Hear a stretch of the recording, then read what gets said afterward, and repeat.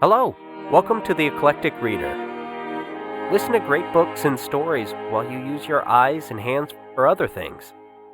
Now here's your host, Madison Mason. Hi, it's Madison Mason. Boy, have we been diligent. We're up to chapter 46 of the Gray Quarry Boys. I love the way these stories keep evolving. The Gray Quarry Boys, chapter 46, Herman's Church. Buddy James had been standing in the sun blowing on his harp for an hour when he saw a bright green object in the distance through the heat waves on the road. He stuck out his thumb, and the green blob emerged into a long, new Cadillac convertible that came on silent and rich, its fat white walls rubbing the black asphalt as it passed him. Buddy stayed, blowing in the breeze off the car, when he heard brakes behind him. Gears shifted, and the caddy slowly slid backward into his view. He looked up shyly. "Morning, sir. You going to Jefferson City?" The man was black and as smooth and sleek as his shiny new car. In a pearl gray pinstripe suit with a cream yellow scarf at the collar of his silk lavender shirt, he was the best dressed man Buddy had ever seen. His hair was pomade gloss under a pale gray fedora. Buddy thought if he wasn't a colored man, he would have been a movie star. "Let me hear you blow that harp, boy." What you want to hear?" Buddy mumbled. "You know 60-Minute Man?" Before the driver finished, Buddy started sucking the notes out of the hot harp. The man laughed like it came from down in his shoes. Hold the phone, damn!" The man grinned. His teeth were so even and shiny they looked like they came along with the new Cadillac. "Get your white ass in this car, boy." Buddy opened the door, and before his butt hit the seat, he and the laughing black man were doing 50 with the breeze in their faces. "Keep blowing that harmonica, son. That's better than the radio. You like that song?" 60-Minute Man? "Yes, sir, I do." "Yeah, me too. I sang that song, you know." Buddy glanced at him sideways. "Yeah, sure." "Yeah?" The man grinned his Pepsodent grin. "What you mean, yeah? I did." Clyde McFadder sang that song with Billy Ward and the Dominoes. Buddy knew. "Well, who you think you riding with, white boy?" The man winked. "Yeah, that's right." Buddy's eyes widened to a reverent stare as the smiling man pulled a pint bottle from under his lapel and yanked the cork with his teeth, knocking back a healthy snort. You're Clyde McFadder?" "In the glorious flesh. What's your name?" "Buddy James," came his weak reply. "Pleased to meet you, Mr. James." Clyde offered a handshake. Buddy placed his hand in the famous palm, shaking like a willow leaf. You're Clyde McFadder."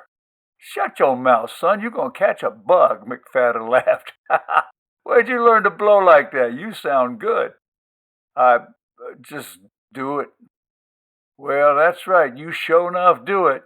Play Have Mercy, Baby. You know that one?"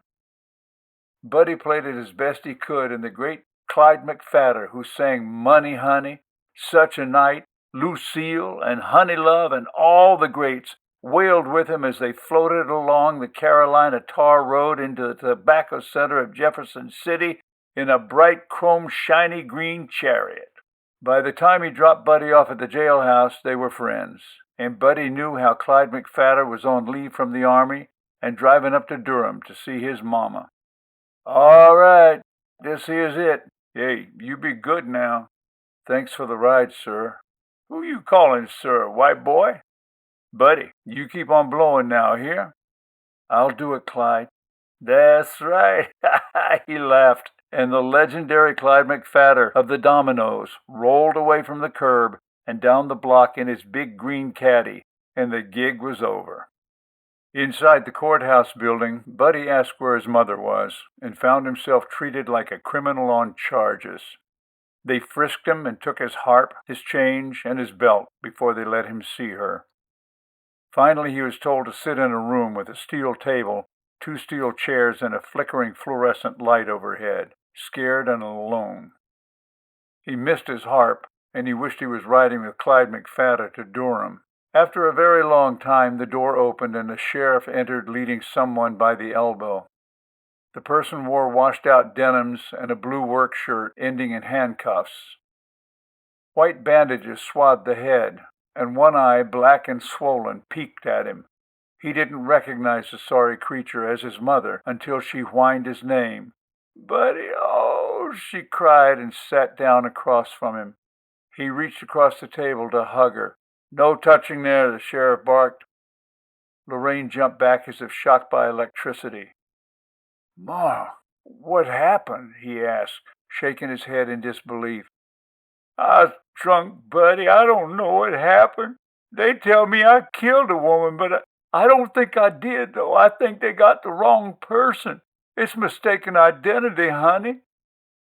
"Well, what's going to happen to you?" "I see the judge on Wednesday, and they'll charge me officially. That's what the cops told me. They said for me to get a lawyer, but I can't afford no damn lawyer. I don't want to go to prison. Oh, Buddy, what am I going to do?" "Me and Ralph will find you a lawyer, Mama." "Ralph done says he's shut of me. He won't do nothing. He done told me." "Then I'll do it myself." "Oh, Buddy," she sobbed. "I done my best. I ain't never been much of a mama to you at all. I'm so sorry." "Hey, don't cry, Mama," he mumbled. He sat, awkward, at the end of the table, under the cold eyes of the sheriff, and watched his mother tremble and sob. After 5 minutes he left, glad to be back out in the heat of the day. But he felt in his guts like he was born to do nothing but lose. The harp in his hands, his only friend, blew out his aching into the lonely air of Jefferson City. Buddy James trudged alone back down the highway. Neighbor ladies brought food and flowers, and stayed to make Marlene Kroll comfortable as they could, for as long as they could. Herman hired a nurse who came during the day and taught him how to give her the morphine injections when her pain got too much. Marlene didn't like them. They made her sick and constipated, but the searing pain was a vicious enemy, and sometimes she welcomed the help. Herman's profound devotion to his woman, which he'd proved by the dedication of his life, now took on an even deeper reality, punctuated with bedpans, vomit, and a suffering he never imagined he would witness. He accepted the yoke and pulled the load without stinting. His love for his mate deepened even further. They spent long hours over their history, reliving misplaced memories, dusting them off, playing them again and again like long-forgotten records.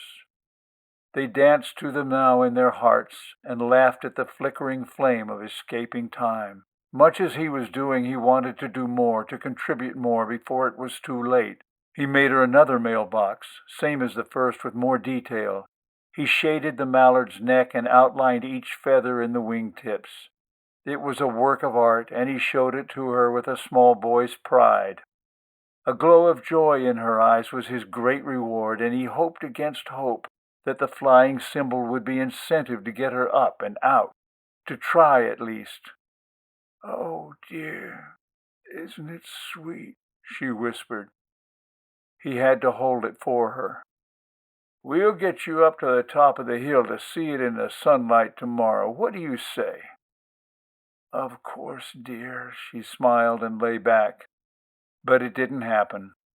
And a week later, early in the morning, the big ambulance was in front of the farmhouse again, and 2 medics carried Marlene out onto the porch, a pale, drained half of the woman he had loved all his life. He held her hand into the ambulance and only let go when it was clear he was in their way. As he drove behind the ambulance onto the highway, he stopped. His stomach twisted inside and his face hardened. Her new mailbox lay shattered in the morning sun. Yet another death of a dirty violence that had no logic beyond the hate that hung, an invisible ghost, in the air. He drove on, hoping Marlene did not see. That night, when visiting hours were over, he returned home and sat on the porch of the old farmhouse in the dark, the house he'd built for her with his hands. The house kept fresh and clean, but now fading like his own body into irrelevance. He was 75 and in good health, but who knew for how long? He'd now seen for the first time his own end in sight. If she left forever, what would be the point anymore? He listened to the crickets and the distant bullfrogs down by the creek, and did something he hadn't done for years. He drank corn whiskey and hummed to himself softly, a scratchy old tune that sounded like Moonlight Bay. We were sailing along on moonlight. And then he cried, quiet and alone. The next morning Herman was up before the sun and at his chores.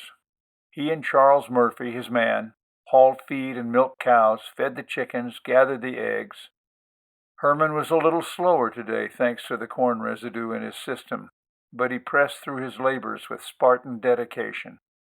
By 9 he was at work on a new mailbox, but this one was different. This was an educational device designed for the enemy. He created it in the shape of an old white clapboard country church, with shutters and a tall steeple topped by a little white cross.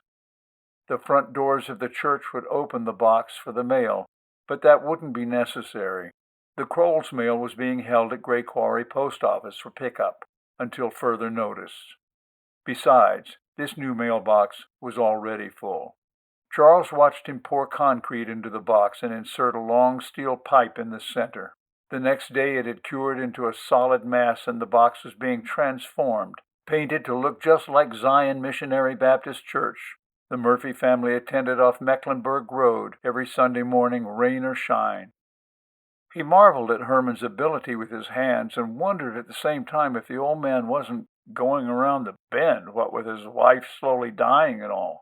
Charles watched him paint the steel pipe to look just like an old wooden log. You want to help me dig out that old post and set this one in? I reckon, Charles nodded. After all, the man had a right to do whatever he wanted. The Lord God would judge us all in the end. But a church filled with concrete seemed a sacrilege. We hope you have enjoyed this episode of The Eclectic Reader. Please go on to the next numbered episode to continue. Also, check us out on YouTube, Facebook, and Twitter. If you'd like to help support the project, you can donate under Madison Mason at Patreon. And please, check out our website, kltkrdr.com, for more information. Hi, this is Madison Mason. I want to personally thank you for listening to The Eclectic Reader and invite you to share your experience, your thoughts, and your suggestions.